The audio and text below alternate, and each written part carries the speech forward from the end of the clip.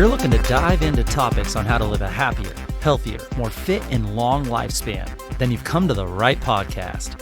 Livin the Dream with me, Coach Damian Evans. Together, we will explore the topics on all things health, fitness, and wellness.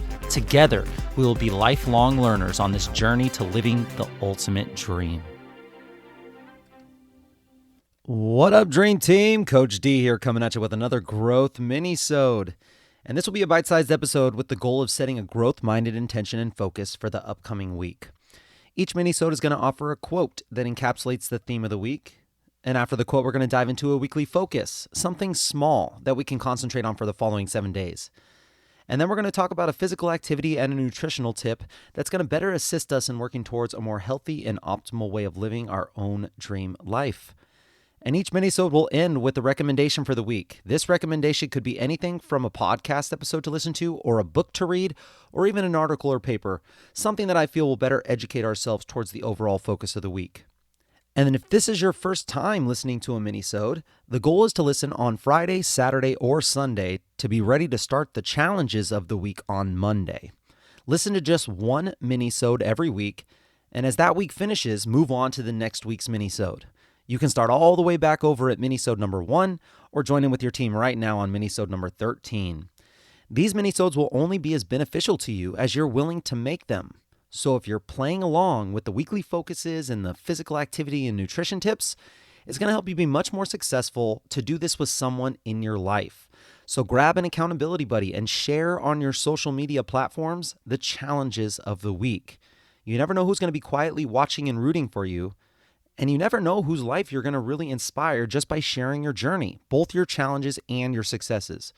You're going to be far more likely to be successful with the support system and a social network that is chasing similar goals as you.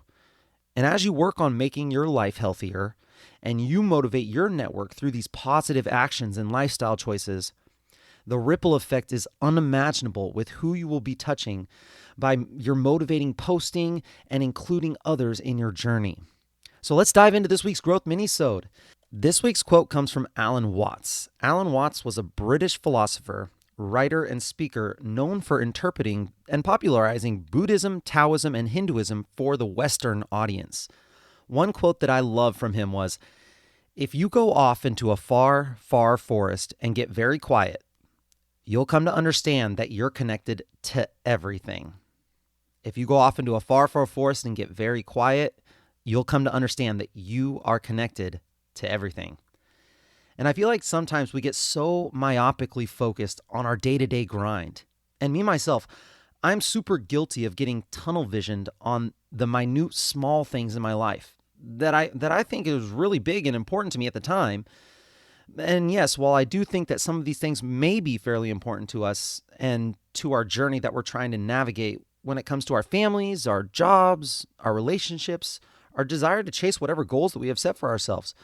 But every time I find myself on a secluded, empty beach, or every time I find myself at the top of a mountain that I just hiked, or wandering through the trees of the forest back home in Oregon, there's no busy freeways, no crowded, crazy downtown sidewalks, no insane social media or news in my ears. I realize that I can easily lose sight of how connected we really are with everything on this planet. It's not us versus them. It's not I have to win or else someone else will. It's not about being any better than anyone else or doing better than anyone else. We are all really in this together. And I found that when you help others win, when you help others that are in need or when they're down, and when it's we over me, it just blows my mind at what a positive spiral of connection that this can create. So this week, our focus is to take advantage of the benefits of getting outside to a place in nature where you can access all the benefits of grounding that we have discussed in previous episodes, and to get to a place in our own thoughts where we are able to open up our vision, where we can get outside from our day-to-day tunnel vision focus, day-to-day grind, and really just sit with the idea that we really are connected to everything. And consider which ways you can serve people in your community around you. Every day this week, find at least 5 to 10 minutes to have direct contact with the earth. Direct skin contact with the earth. If you missed Masterclass episode number 7, where we discussed unconventional practices to help you live longer, we really dove deep into the benefits of grounding and earthing. Benefits including neutralizing free radicals that can be cancer-causing, or improving sleep, helping with pain management and helping with stress management, as well as improving inflammation and electrical charge buildup in the body, as well as help with our immune function. And this list can go on, but if you missed that episode, definitely go back and give it a listen. Get outside every single day this week, every single day. Schedule it into your calendar if you feel like you're far too busy for 5 minutes. I'm telling you right now, invest in this like it's a meeting with your boss or like it's an event with your child. This is just as important as either of those things. This is an opportunity for you to fill your own cup so that you can show up for others that are important in your life. Get outside, find direct contact, skin contact with the grass, the dirt, the rocks, the earth, 5 to 10 minutes every day. And while you're out there, 0 electronic distractions. Connect. Just experience. You'll be blown away with the positive changes that this brings to your health, your relationships, your life. So this week's physical activity tip follows the theme of connection. Everything in the body is connected. And while Western medicine has really gotten good at separating the body into individual parts, we have brain specialists, we have heart specialists, specialists who work on the gut, and specialists who know everything about the skin. Each field is separated and treated as an isolated entity. However, the body is one whole connected system. I once heard someone say, the body is more like a spider web. If you pull on this thread, this one thread at the very top right of the web, it ripples all the way through the entirety of the web. No thread is unaffected. The ripple and wave goes all the way through it. And I absolutely love that visual. And I believe in its message so much. So for this week, we're going to focus all the way down at our base. Pain and injuries can definitely stem from the ground up. So let's think of some common injuries originating down at our feet. We got plantar fasciitis. You got shin splints, ankle pain, hip pain, knee pain. These injuries can occur from our tendency to ignore the amazing structure that is our foot. So this week we're going to be going to focus on strengthening the muscles underneath the feet. At least 2 days this week. Just 2 days. You can do more if you want to. Check out the exercise YouTube videos that I've included in the description of this mini-sode. I've included 4 videos that I feel are a great start to helping us build a more strong and solid foundation to help us better move and operate in our daily activities and lifestyles. Soon I'm going to be dropping a full masterclass episode, which we dive really deep into our footwear and our foot anatomy and how we can really improve our daily life by fixing our feet. But this week, this mini-sode, this is just our opportunity to, quote, dip our toe, yes, pun intended, into the importance of stronger, healthier foot muscles. At least 2 times this week, pick 1 or more of the videos that I posted and spend some time investing in the muscles that we have neglected for a very long time. We got to start somewhere. And I would argue that these muscles on the bottom of your feet are far more important than those extra 5 minutes of, let's say, bicep curls that you could be doing, or the 3 sets of leg extensions, or the 10 minutes of ab crunches that you were going to do. Instead, do these foot strengthening exercise videos. You can follow along. There's some great exercises in there, and just kind of connect to some muscles that you usually never connect with. I'm going to name the videos that I suggest on the YouTube, but definitely just scroll down and click the link instead of trying to type it into YouTube.